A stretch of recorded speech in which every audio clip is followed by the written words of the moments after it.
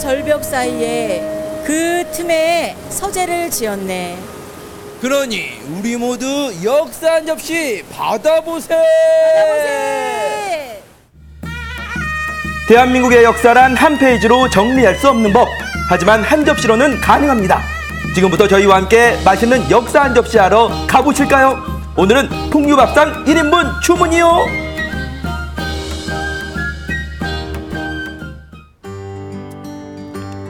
산 좋고 물 좋다는 충북에 어느 곳이 아름답지 않겠냐마는 저 효선이는 여기가 제일이 아닐까 감히 단언해 봅니다.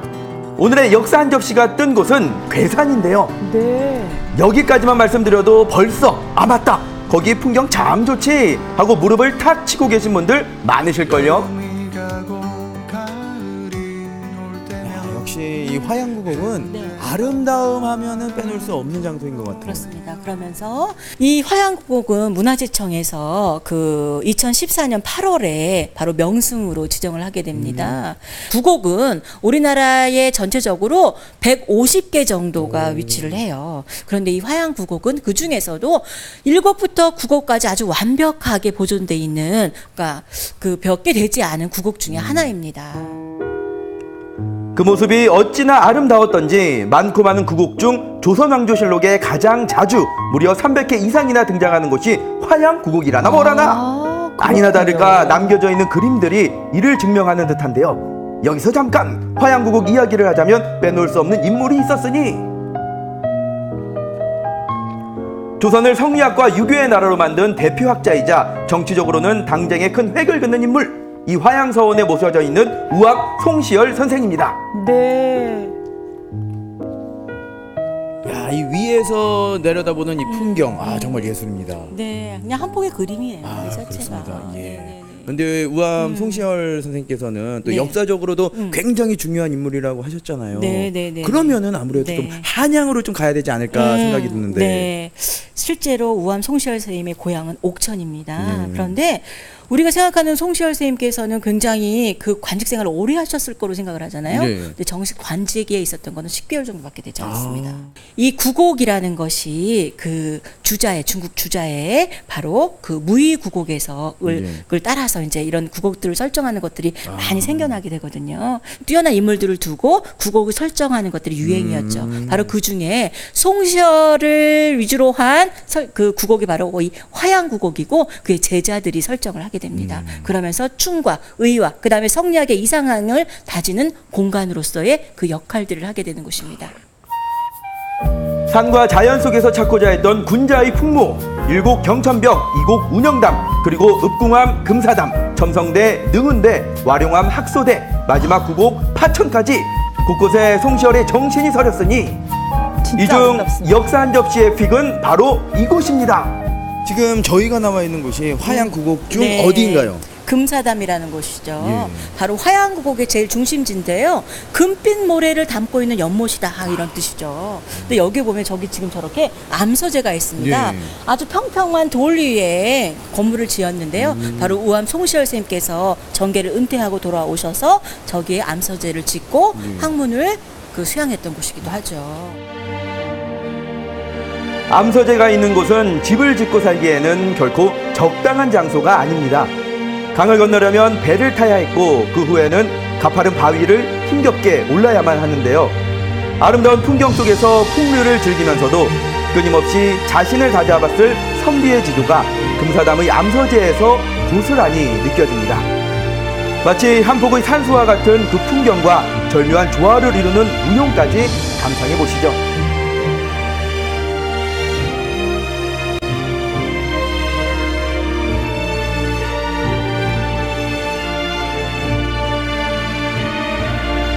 정말 아름답습니다.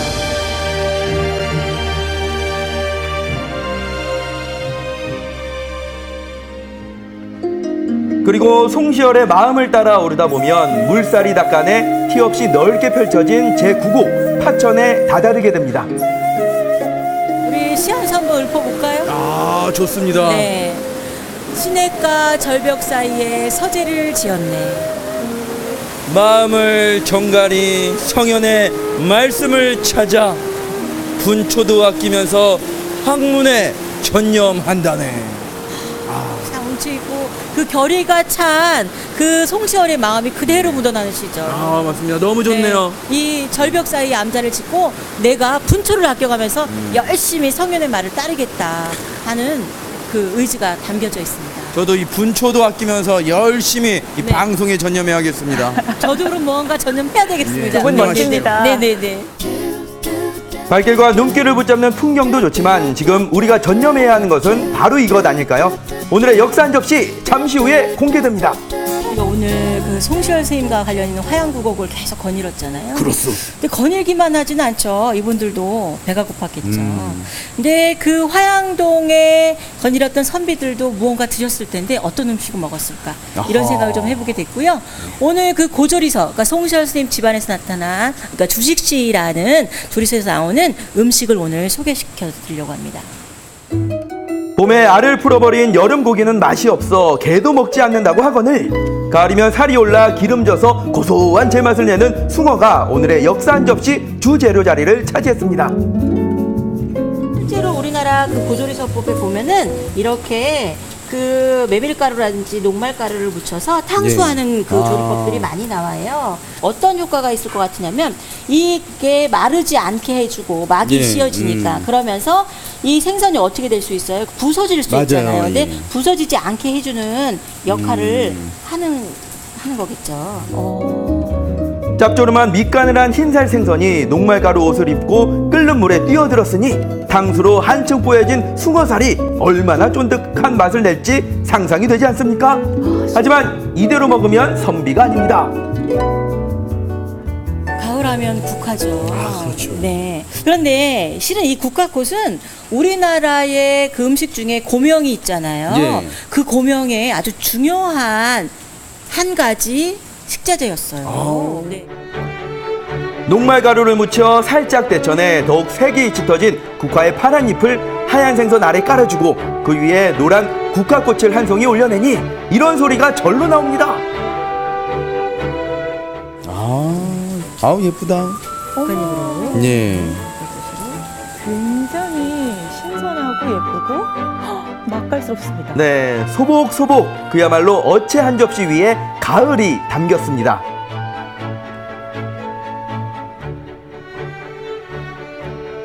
그리고 송시열의 밥상을 차지하는 또 하나의 음식은 장김치입니다. 흔히 그래 오이를 그럼 간장에 절여서 이렇게 먹나 보다 했는데 네. 오이 속에 맛있는 소가 들어가요. 간장에 절인 오이와 소고기가 만났다니 장김치 얼마나 맛있게요.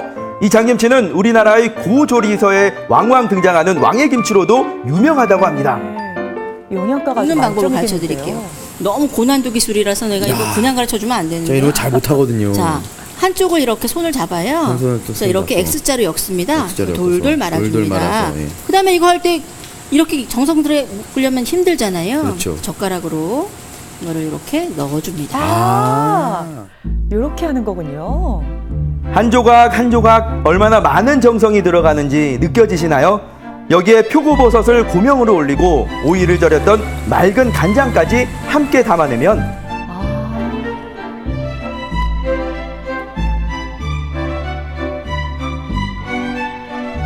우암송시열이 눈으로 즐겼던 화양구곡을 병풍 삼아 너른 바위라는 소반 위에 오늘의 역사 한 상이 차려집니다. 자, 그렇다면 이제는 젓가락을 드는 것이 순리 아니겠습니까? 어체는 초간장을 살짝 찍어 국화잎과 함께 먹어야 제맛을 느낄 수 있다고 하는데요. 무슨 맛인지 궁금하시죠? 뭔가 담백하고 영양가가 국화향이 입안에 싹 들어오면서 뭔가 제대로 풍류를 즐기고 있는 느낌이거든요. 네, 네. 그리고 이제 과거에는 선비들의 절개와 지조를 이 매낭국죽 네. 사군자에 빗대어서 표현하지 않았습니까? 네. 어떠셨어요? 드셔보니까 국화에 그 고명으로 올려진 그 국화와 이 생선을 같이 먹으니까 생선의 비린 맛이 또 싹 가시는. 일종의- 먹어보니까 네. 왜 국화가 들어갔는지 네. 그 이유를 알 수 있었습니다. 네. 지금 이곳은 조선시대요. 그 시절 화양구국의 풍경에 반한 송시열의 마음이 바로 지금의 저 효선비와 다를 것이 없을 것이외다. 오늘의 역사 한 접시는 배뿐만 아니라 마음에도 한가득 배부른 양식이 차곡차곡 쌓였습니다. 그야말로 천고마비의 계절 가을이로구나. 풍류라는 게 멀리 있는 게 아닌 것 같습니다. 그렇습니다. 이렇게 아름다운 풍경과 맛있는 음식 그리고 좋은 사람과 함께하면 그게 바로 풍류인 것을 저는 이렇게 단번에 깨우친 걸 보니까 전생에 선비였나 봅니다. 그럼 저는 비미상궁? 자, 우리 풍류는 이 정도로 해두고 뭐 예. 잊은 거 없을까요? 맞습니다. 선비가 얘를 빼먹으면 안 되죠. 네. 인사 올려야죠. 네네네. 오늘의 역사 한 접시 맛있게 잘 먹었습니다. 먹었습니다.